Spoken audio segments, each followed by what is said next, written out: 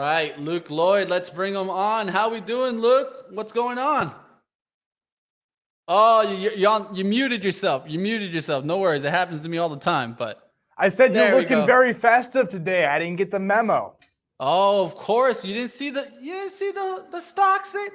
They saw the hat, man. That's what happened this morning. I think you're making this rally happen today. You know, the Santa rally, right? Yeah, yep. That's what everyone's telling me. It's all my cheerfulness today, and that might have been the move. But the truth is, I don't want to ruin the mood. Hopefully, I don't do that today. yeah, the hat. For a little while there, Jerome kind of knocked it off, but I was able to put it back on. That's what matters, right? Right. Let's get into 2023. The first thing I want to ask is more along, how do you find what high quality stocks means to you, Luke? Yeah, so number one, I think in this environment, you can't go and try to find stocks.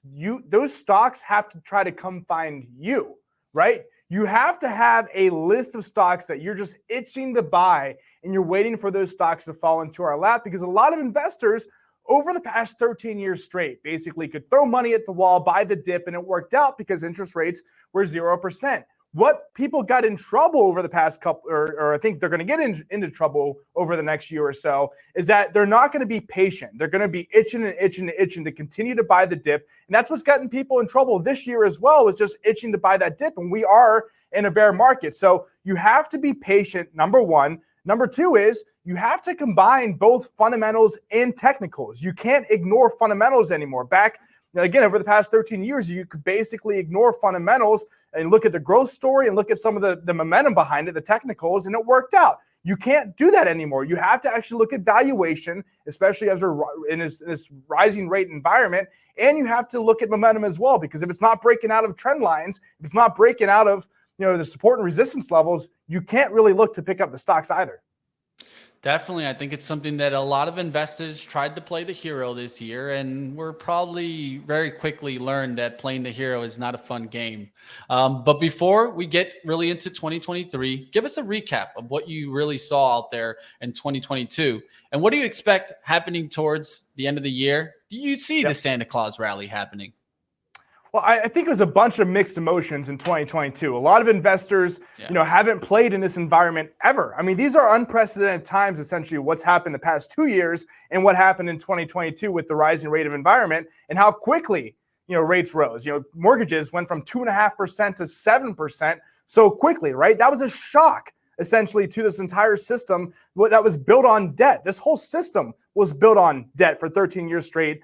With rates at 0% since 2008, right? So a lot of companies over-leveraged themselves over the past 13 years. And a lot of companies don't know how to operate. And a lot of investors don't know how to operate in this environment that we were in 2022 while we're taking out so much liquidity. I mean, the balance sheet from the Federal Reserve went from $3 trillion to $9 trillion. It tripled, in 2 years. I mean, that was the most liquidity we've ever pumped into the market. So I think 2023 is going to be much of the same. And that's what Federal Chair Powell, Fed Chair Powell said a week ago. He's more hawkish than most people, were wanting to be in the market. It's because we do need to kind of reset this economy. We need to reset expectations. There's been too much excess out there. The rich got richer, the poor got poorer, the middle class got divided. That's not good for the long-term economy. We need to make the middle class stronger again, but there's going to have to be some pain first off, and we got to fix the labor market. It's too hot, and the companies right now are taking it on the chin, and they will continue to take it on the chin. Definitely. So where do you see the Fed outlook moving into 2023? Do you see maybe potentially the famous line of pivot? I don't think there's going to be a pivot per se, and that's not actually a good thing either. Nobody should want to pivot. That's one thing that absolutely amazes me, is a pivot actually isn't good for the stock market. A pivot happens historically when the economy is absolutely in shambles. There's a reason why they are pivoting, right? What everybody should want and what a soft landing really means is that we're going to completely just pause at this 5% level or so, right? And inflation is going to come down to 2%. It's not going to go lower than 2%. It's going to fall right at 2%. And then we're going to ride the wave, organically growth of the economy over the next couple of years. I don't see that happening. I don't see that any kind of scenario to where we can have a soft landing. And what I do see happening is most likely stickier inflation than most people realize. Wages are sticky. Housing, rent is sticky as well.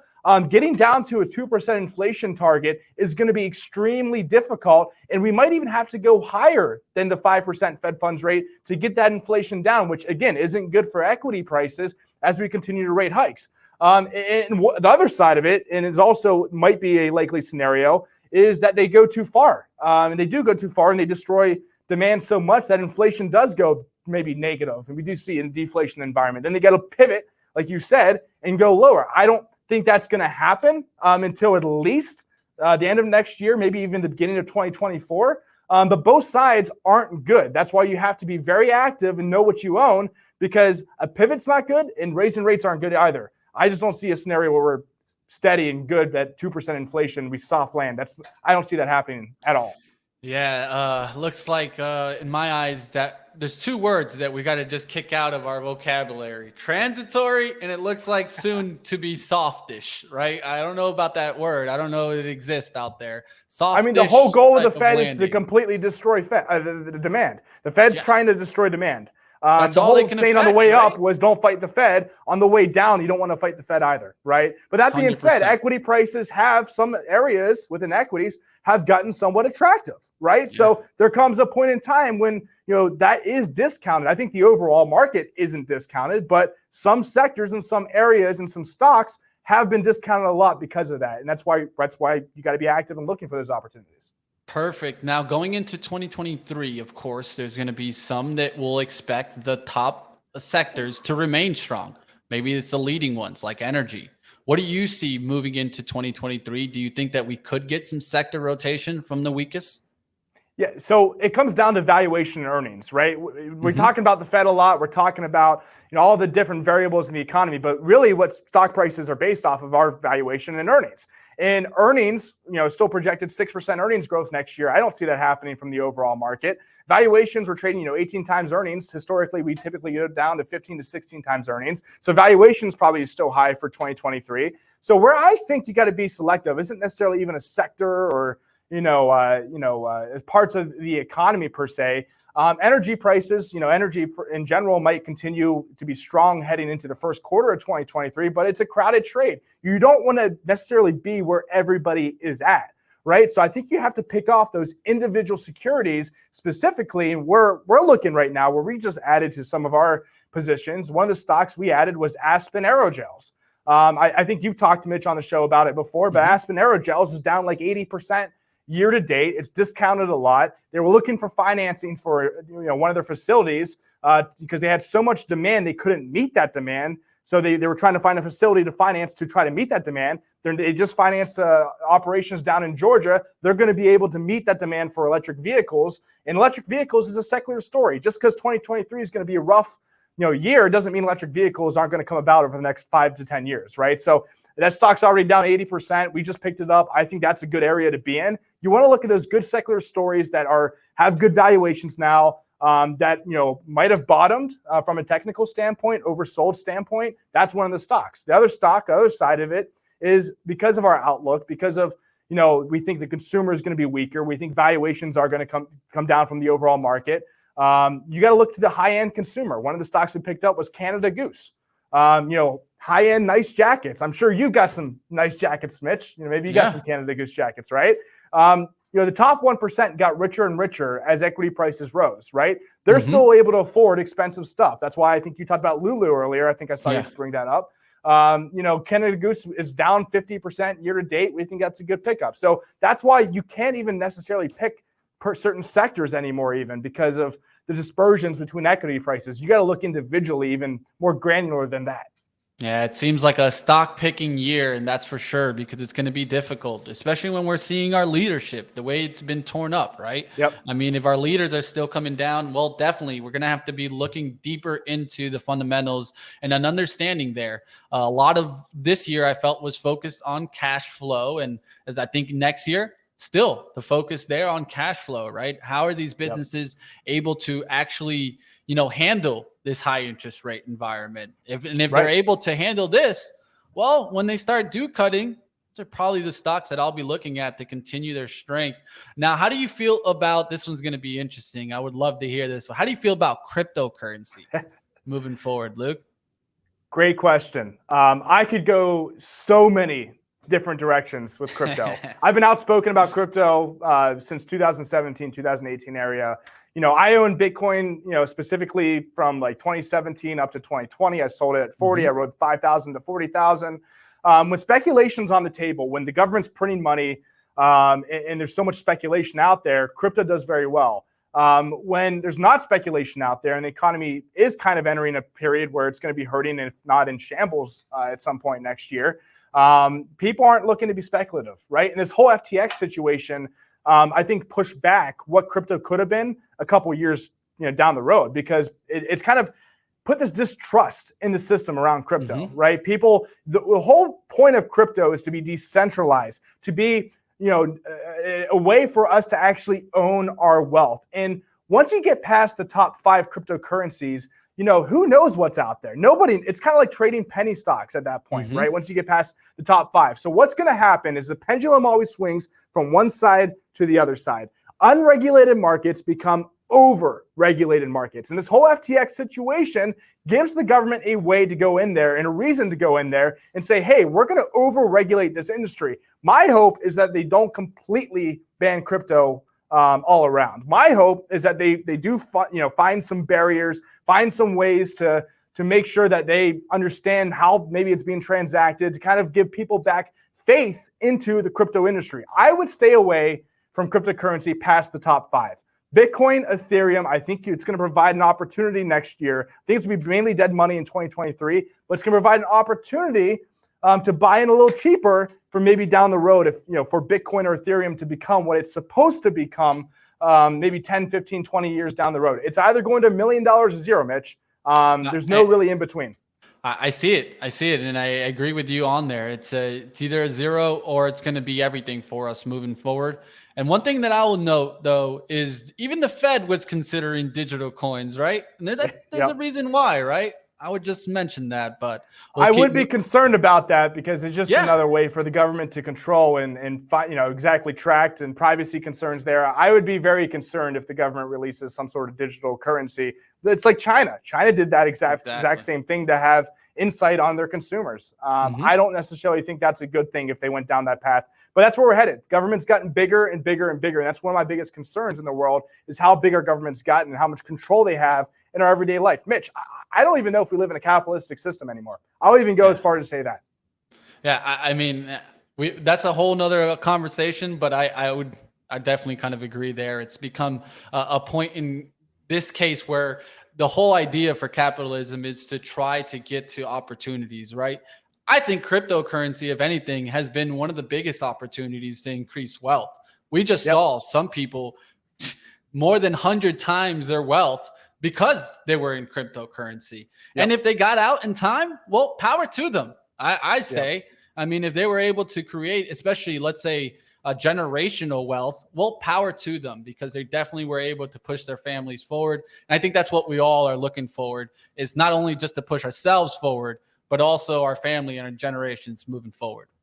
You're exactly right. And what you're talking about there is discipline and always, seeking out opportunities. And that is the power of capitalism, is, understanding different markets, understanding how the world kind of works, and taking advantage of understanding that, the knowledge of understanding that, right? My concern is that the government continues to try to pick the winners and losers, and we got to get away from the government trying to pick who wins and who loses. That this inherent innovation. Cryptocurrency could become so much. Blockchain technology could become so much. So I just hope that there isn't a complete ban. I hope that Bitcoin does become what it's supposed to become, because if you went to the bank, try to get $1 million out right now, you couldn't do it. It's not your money. They're not going to give you $1 million. Bitcoin, crypto, you do actually own your own money.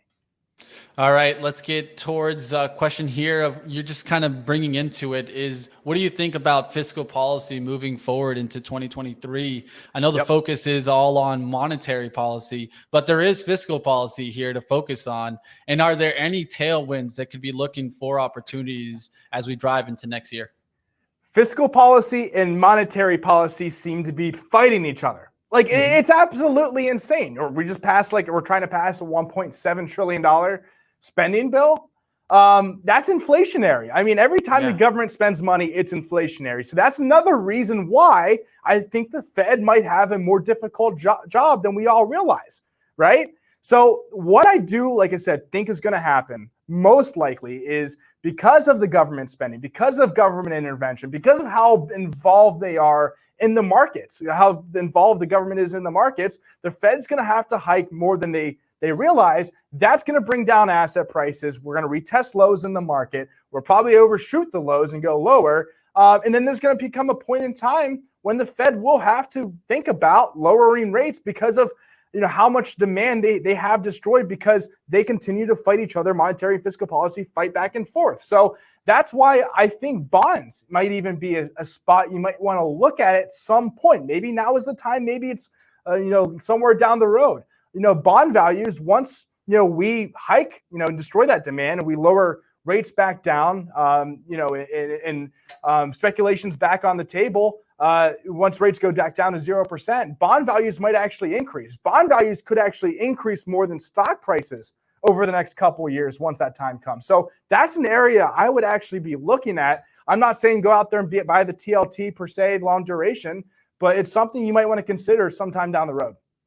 All right, let's do a fun one here to end off. I appreciate you taking the time and definitely want to wish you a great end of the year, Luke, and I hope you have a good Christmas.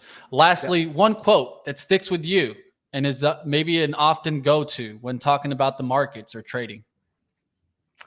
Oh, that's a hard one, Mitch. You caught me off guard there. I could go so many different directions with that. I think right now is I don't even know if it's necessarily a quote. But don't let yourself always be so involved in the noise. Don't tune out the noise, I guess is what I would say, is stick to your own strategy, tune out all of the noise. There's so many different variables out there.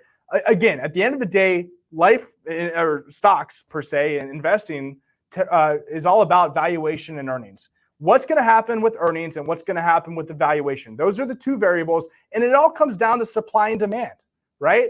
To all the noise out there, you can talk about fiscal policy, monetary policy. You can even talk about earnings. But at the end of the day, it's about supply and demand for where stock prices are trading. So you got to understand, where's the demand at? How much supply is out there? That's where you want to focus putting your money. So tune out the noise. All right. Appreciate you, like always, coming on here, Luke, and giving us all different types of insight. We touched them all. We went from the Fed to even what? Fiscal policy talk? Yeah, we talked about it. It's been. I will also even say, I'll even end to say real quick, don't fight the Fed. That's another one I will say, don't fight the Fed. That's another great one. It was a pretty easy one there. I know. I could have went with that one easily, right? But I appreciate the time, Mitch. Merry Christmas. And hopefully we'll see you soon. Hey, we'll see you. We'll see if we get that Santa Claus rally or not. We'll find out, Luke. Have a good one.